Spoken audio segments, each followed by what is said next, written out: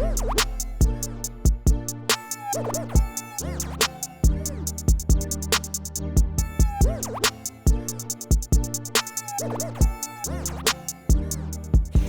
everybody, welcome back to another Covenant Family segment. We're so excited to have y'all join us again. Last week was a lot of fun. We got to have the Zoom call with all the families and got to kick it, laugh, joke, but learn a lot of solid truth. Today, we're switching it up just a little bit. We have some, not necessarily camp natives, but some camp relatives that are going to join and help us host these next 2 weeks. So would you guys like to introduce yourselves? Tell the people who you are, where you're from, what you do, what's up? Okay, so I'm Will. I'm Reese. We're married. We've been married for the last 3 years. We live in Orlando. We have a video production company we started last year, so full-time entrepreneurs. What's the company called? Cardinal Entertainment. All right. So this week they've come in to join me to talk to these families about conflict in marriage and finances. You know, we got to get the money right. Get your money right. So we're going to introduce these families real quick and then we'll jump into it. Families, let's meet you. Hello, kids across America. I'm Jonathan. I'm Shantae, and we're the Veals. Hi, I'm Kyle. Hi, and I'm Kim. We are the Hires family. We currently live in Oklahoma City with our 5 kids, ages 21, 17, 15, and a set of twins that are 14. I am a leadership development consultant. And I'm a part-time pharmacist, but I've spent most of my time homeschooling the kids and caring for our home. We're so excited to spend this time with you guys as a Covenant family. So let's get it going. We live here in Atlanta, Georgia. We've been married for almost 10 years this December. Yeah. 10 glorious years. We have one child. His name is Blake, and he is an awesome kid. I am a personal chef as well as a culinary arts instructor. And I am a professor at a university here in Atlanta, and I also own my own coaching and consulting firm for leaders. All right, I'm excited. Nice. I actually wore my FSU shirt for Kim. Hi, Kim and Kyle. They're my Tallahassee people. Kim don't really like Florida State, but I love them, so it's okay. Well, I'm not even going to go through all the questions today. As my lovely co-host here, I'm going to let the Blunt family kind of introduce some of these questions. So where we got? What are some questions that y'all got? So the first question that we have is, how has conflict strengthened or strained your marriage so far? Has your work life ever contributed to this? I would say over time it's strengthened our marriage. Initially in the beginning years of our marriage, I avoided conflict because I thought it was a negative thing because a lot of couples in my family history, they got divorced. I believe that and thought that the nature of their divorce was because of conflict. So whatever I could do to avoid conflict, I did that. But it actually, what I thought was a help to the marriage was actually a hindrance because we didn't come and talk and work out whatever issues or problems that may be have been in the marriage. But we've grown in that over our 22 years of marriage. And we're talking about conflict and finances. So I would say that it has strengthened our marriage, the conflict. We've been through quite a few things in 10 years, and it has really strengthened us. As far as does work contribute?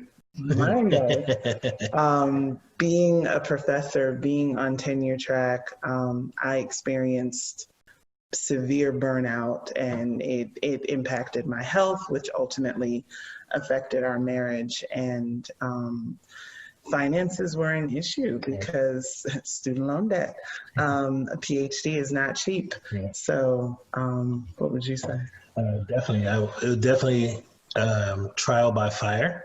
And I would say that even with my profession, it took me a while to find my groove. So find my rhythm. So it was definitely some ups and downs as regarding our finances, and I played a part in that in my consistency with the work. So, do you feel like our work life has contributed to conflict? I don't believe work life has contributed. I work really, really hard and having a healthy work-life balance. I do want to win at work, but I ultimately want to win at home as well. So it has not been a source of strain in our marriage. I agree. Wow. What y'all think about that? That's deep. It's very common in marriages. Yeah, soaking up all the little nuggets. Super helpful. Super helpful. That's what's up. All right, what else y'all got? Okay, question number 2. What steps do you take to address and resolve conflicts? Because we never have conflicts in marriage, right? We never do nothing with that. Stuff we need to know for real. One of the steps I do is try to implement the scriptures. One scripture comes to mind, say, be slow to speak and quick to listen. And so I try to do a good job of trying to listen to you or whoever I'm engaging, but obviously because we're talking about marriage, you, and try to hear you out, try to not be quick to give you an answer or try to solve the problem, but give you space to share what's going on in your heart, to the point where I feel like, okay, have you shared everything? All hearts are clear. Have you let everything out? And then try to process that, and then try to get to a solution, healthy solution. Well, I mean, I think like anything, there are rules of engagement. And it's really important to have boundaries, because one of the things, we learned early in our marriage, it's really easy to hurt the person closest to you because you assume that they're going to stay. And things that you wouldn't say to a coworker or a stranger, you might find yourself saying to your spouse. Yeah. And so we had to learn to establish rules of engagement. We honestly didn't have really healthy role models. Yeah. And we learned something over the years. We've gone to several marriage conferences, which we always go to marriage conferences. Even when your marriage is good, go. Yeah. One of the biggest things we ever learned was when I talk to God's daughter, she talks to God's son, you talk as if God is sitting in the room. Pull up a third chair and now have your argument or your discussion, and see how it works as if you're pretending God is sitting there watching you talk to his daughter or his son in a certain way. So we learned that early on, and we try to do that. And if I overstep, I feel a humbling pulling me back down, where it's like, hey, she's like, and then I'm like, oh yes, the power of God. But no, seriously, we truly learn that first there's God, then there's us, and we learn that vertical, then it's here. So you have to have your time with God. If you feel yourself getting out of control in a conflict, in a situation where you're angry, you feel it boiling up, talk to God. Be like, hey, I don't like this right now. I don't like my spouse right now. I am upset. Love is always going to be there, but to truly have to like them all of the time is going to be really hard to do. So you really have to have a right relationship with God in that. I mean, marriage isn't about making you happy. It's about making you holy. It requires you to forgive every single day. We have completely different backgrounds, and even where we have similarities, we are two leaders. Like, we are two really alpha personalities in a marriage. And it requires God every day. We both have leadership positions. We both run our own, we both run businesses in our own specialties or industries. And so it's God every day. I mean, small tips that you can do. If we feel ourselves getting tense or upset about something, you can either ask for a break from each other and go pray, or we hold hands and talk. There's something about holding hands and staying grounded and staying physically connected to the person that reminds you, you know what? This isn't a stranger. This is someone that I know. This is someone I am anchored to and joined with. Let me watch my tone. And also you get a sense of, you feel each other's grip.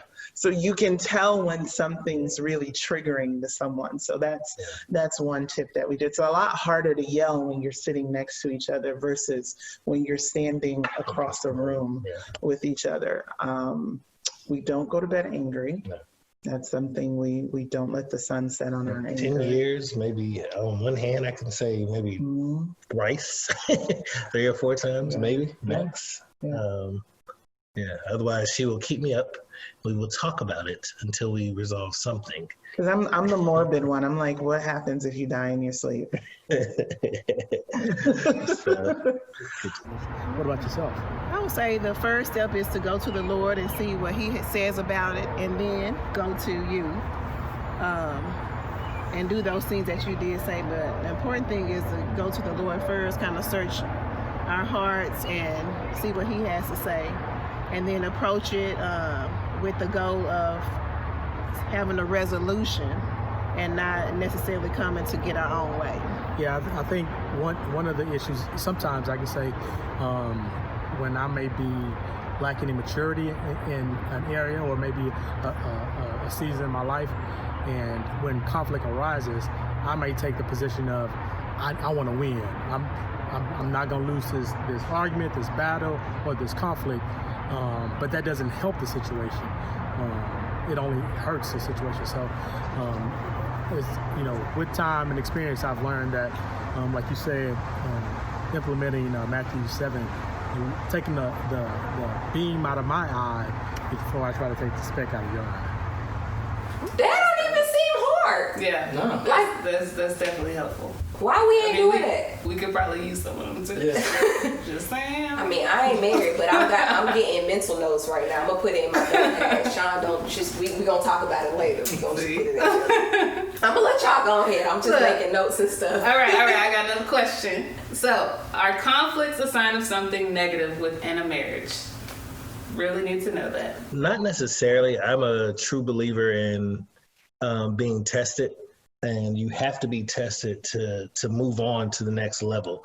I've did years as a football coach, and it wasn't about me tearing the boys down. It was about building character. So I had to see what they were made of. So I think we get put through tests to strengthen you, to take you to another level. Okay, you handled this, now you're ready for this. So when we have conflicts, even related to finances, we can look back and laugh and say, do you remember the time when? And that we use that as an experience that we build off of now. So it's not something where we're like, oh my gosh, this happened. We have been through it. And I think we now see conflict as an opportunity for growth. Mm-hmm. So if we find that we're sensing conflict related to money, that's an opportunity to sit down and go, all right, what's going on? This isn't normally something that creates a problem for us. So what is God trying to tell us? Where is some place that we need to be refined, or what is He trying to refine in us with this situation right now? Yeah. I would say, before answering that question, we have to understand that conflict is normal. You have two different people that come together, so we're not going to agree. So conflict is just simply not agreeing on something. And so that's not a negative thing. I think when we don't deal with the conflict or handle it appropriately, then that's a sign of something negative. Yeah, I agree. I also would say that, like as you said, like there's not an agreement. Not that you're wrong, not that I'm wrong, or not that you're right, I'm right. It's just that you have a position, I have a position, and the healthy thing to do would find a meeting point that we can best solve the problem. With, again, the goal being a resolution and not to get our own way. Correct. And so it's an opportunity, when we disagree, it's an opportunity to glorify God. Yes. It's an opportunity to pray for the other person. Yeah, to grow, personal growth as well, collective growth as well, because it opens opportunity for us to go deeper in our communication, in our and just our desire to know one another as well. Y'all, I'm just like, people need to hear more of this. For real. Yeah. Why we ain't talking about It's not a problem, y'all. It's healthy. Yeah. It is healthy. It's okay. It is definitely healthy. I argue with her all the time. I still love it though. It's all love. All right. Well, you got one more. Yeah. Next question. How have you seen finances cause conflict in your marriage or in other marriages? I need to hear that one. Finances, man. It's big. It is a big deal. I'll start this one. So we both grew up with parents that we love dearly, but parents who didn't necessarily handle money well. Like I say, we both grew up in a household where we watched people rob Peter to pay Paul. Yeah. And it was literally paycheck to paycheck. And we had to unlearn a lot of those tendencies in the beginning of our marriage. And it took years. I mean, we hit rock bottom. We had to file bankruptcy. And it's something that you learn, and we had to learn how to develop a healthy and Christ-like understanding of finances. Yeah. And learning how to build wealth, learning how to build assets, learning wants versus needs, and developing that discipline. Yeah. That's our story. And even with the filing the bankruptcy thing, it was a very humbling experience, but I was PhD prepared. we had five degrees between the two of us. But going into that courthouse and going into that place and having to put your tail between your legs, it was a really humbling experience. And it was something to where you look at it, but then she gave me a different perspective where she was like, look at these Fortune 500 CEOs that have filed bankruptcy in their own lives, but look how they're thriving now. So don't look at it, and she had to teach me this, don't look at it as a negative thing, look at it as a chance for us to breathe and to start over and to get another chance. So when we did that, when we stepped back and looked at from a different perspective, we were like, okay, God, what are you teaching us? God, what are you teaching us? Okay, you're What still can in we do control. better? Yeah, he's still in control. So I can say in our marriage, it has not been a great source of conflict. Obviously, when we first got married, we didn't have a lot of money. So there were some tense times just trying to work it all out. But one thing I can say and really appreciate about you is that like you're not a just a frivolous spender. One thing I can say about us together, we're huge givers to the kingdom of God and to his people. And I think because we have that giving spirit, God has blessed us over time to as we are blessed, we are blessings to others. But in other outside of our marriage, I have seen and experienced where finances have been a source of conflict. I've seen where some marriages, they have separate bank accounts. They don't. The husband, his check is his money. The wife's check is her money, and they just spend it how they want to. So yeah, I've seen it in. What about yourself? What do you think? I remember there has been an instance where finances has caused conflict. There was one where we didn't agree on what to be done with the money as far as paying for children's school. Remember that? So there was one instance where it was a source of conflict.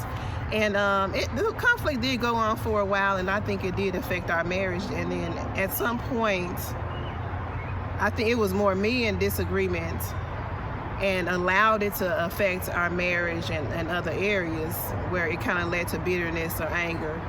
And so I had to get to the point to where I had to be okay with it and then just trust Jonathan's decision and then the Lord's.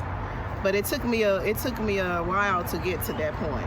And so, yeah. And I think that's a good point that you bring up as well. Because some people think, okay, conflict is there, it'll be addressed and be done right away. But sometimes it could linger over time. Good point. That sucks sometimes. Man, but at the end of the day, God is still covering it and coming back together, and grace abounds, because that's struggle sometimes. Yeah. Yeah. Well, I loved y'all questions, and even just hearing about the financial piece at the end. I kind of have one I'm kind of curious. Okay, go ahead. To know. I wrote a note while I was listening to them answer that last one. So seeing how, you know, we looked at the conflicts kind of affecting marriage in different ways. What are some healthy approaches that you've taken in your marriage to approach to deal with these financial issues? Like, what are some approaches that y'all taken? That's a good question. Because I need to learn something. Hey. I'm about to get married. I need to know. I mean, Kim stated it earlier. Have joint bank accounts. You need to have that. It's not something to where, oh, this is my money, this is her money. No, it's our money. I don't care if I'm not working or if I'm the only one working. We share everything. I mean, that's one of the vows you take when you get married. So we made it a point to say, you'll know my passwords, I'll know yours. You know, like there's a time where I had forgot to put her on one of my accounts, and she's like, I have a card, but I can't get access to it. And, you know, so, but go into, so when you take those vows, know that finances are part of those as well. Naked and unashamed. Yeah. Everything about you now belongs to her, vice versa. I can't stress enough that it was important when she would say, hey, it's our money. It's not just my paycheck this week. It's our paycheck. Do what you need to do. Get the house in order. We're good. And I mean, you know, let's go there. One of the things you will see, particularly among younger couples or even older couples that are being married a second time, is a difference in income. Yeah. Right? You know, it may be non-traditional that the woman might be the one bringing in the higher income, but understand everyone in the house eats. And it's not about this is my money or this is what I brought in. No, this is our money. And that's what it's supposed to do. Money is used by God. It's just a tool. It's provision to do things for the kingdom. And when you approach it from that perspective, it's a lot harder to say mine and my. It's first of all, it's God's, and He tells you what to do with it. And when you operate from that mindset, it makes a huge difference. I would say definitely communication. Talk about money. Understand that money does not own you, but you own the money.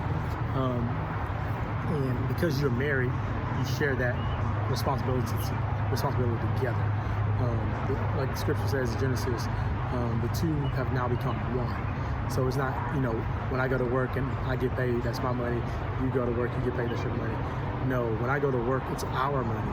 When you go to work, it's our money. So just having that mindset, I think is huge. Another healthy thing is to have goals that you agree on, and then a budget. Those are important just to help in dealing with finances. I would totally agree.